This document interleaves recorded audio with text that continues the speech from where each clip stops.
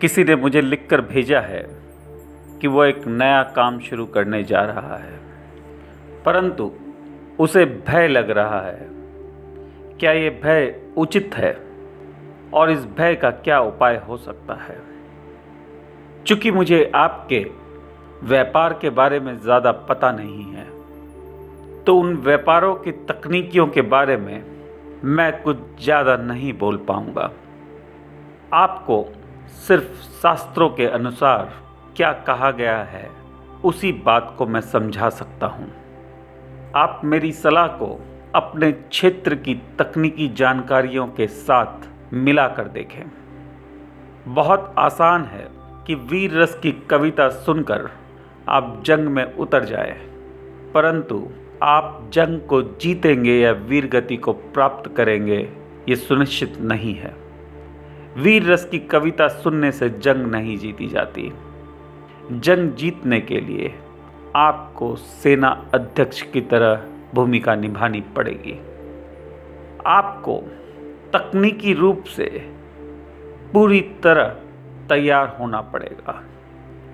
आपकी कूटनीति, आपकी रणनीति आपकी जीत सुनिश्चित करेगी। इन तरीकों के बहाव में आकर कभी भी कदम नहीं उठाना चाहिए, क्योंकि जो व्यक्ति सलाह दे रहा है हो सकता है कि वह सलाह देने के काबिल ही ना हो। इसलिए सलाह लेने से पहले आप सामने वाले की काबिलियत को ज़रूर देखें। मैं सिर्फ आपको शास्त्र अनुसार सलाह दे रहा हूँ। भविष्य के लिए भय संशय से पैदा होता है। ये भय कुछ और नहीं, ये संशय है। ये संशय है आपके मन में कि आप सफल होंगे या नहीं होंगे।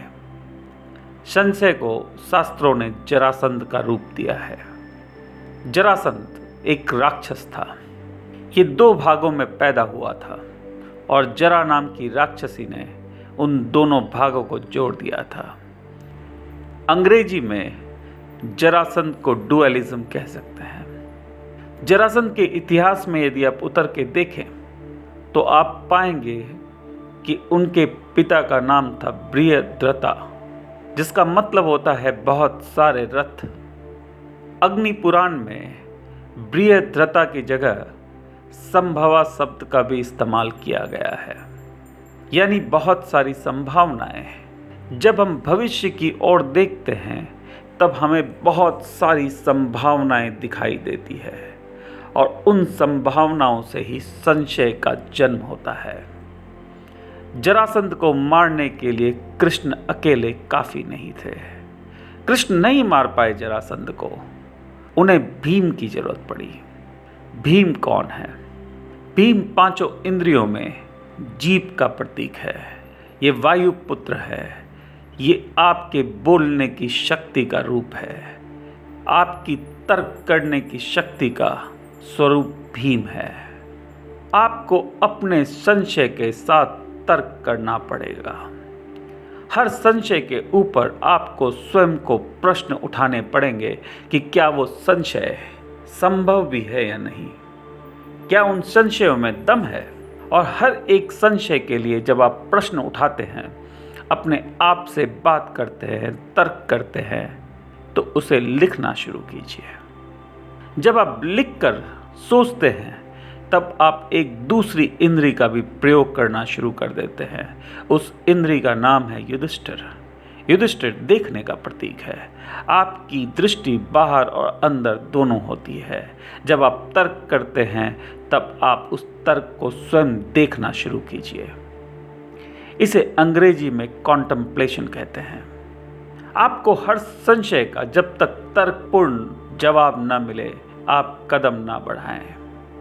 ये हमारी परंपरा रही है और उसका हम खामियाजा भुगत रहे हैं कि हमें हार के लिए तैयार नहीं किया गया है।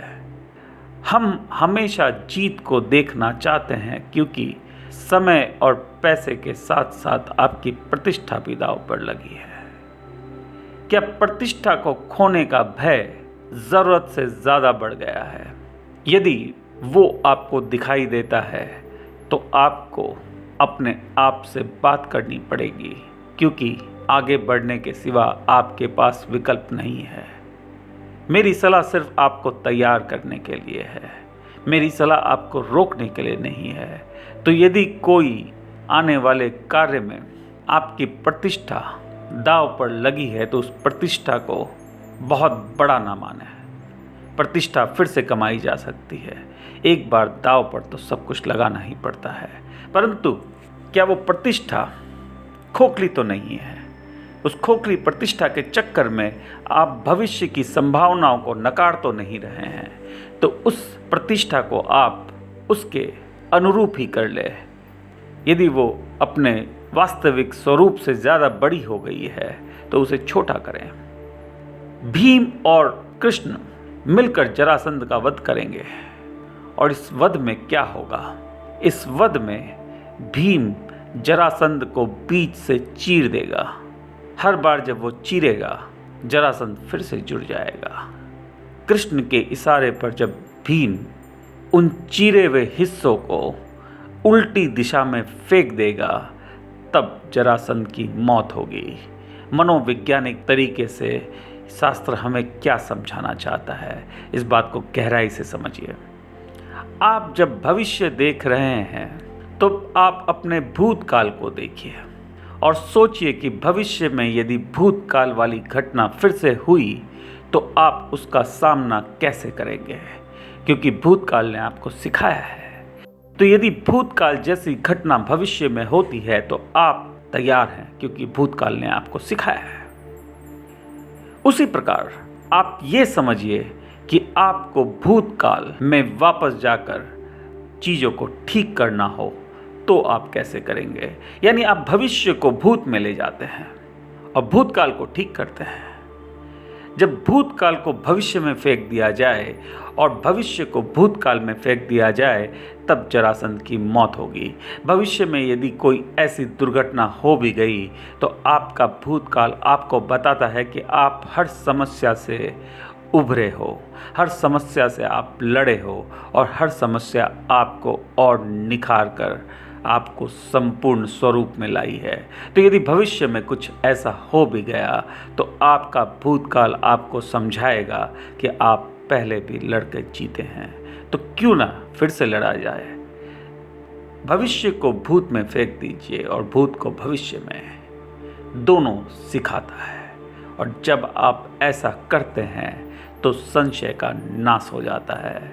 आप आगे बढ़े, परंतु पहले भीम के साथ अपने हर संशय का तर्कपूर्वक जवाब दें, अपने आप को तैयार करें।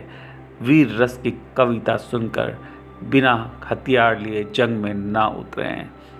आपकी वीर गति कोई याद नहीं रखेगा, परंतु यदि आप जीते तो आप इतिहास लिखेंगे। जीतना ही एकमात्र लक्ष्य होना चाहिए। वीर गति और लाशों पर रोना आपकी किस्मत में नहीं होना चाहिए। आप यदि आगे बढ़ते हैं तो जंग में आपकी ही जीत होनी चाहिए। ऐसी तैयारी के साथ यदि आप भविष्य के लिए कदम बढ़ाते हैं तो आपको कोई नहीं रोक सकता। आज के लिए इतना ही, धन्यवाद।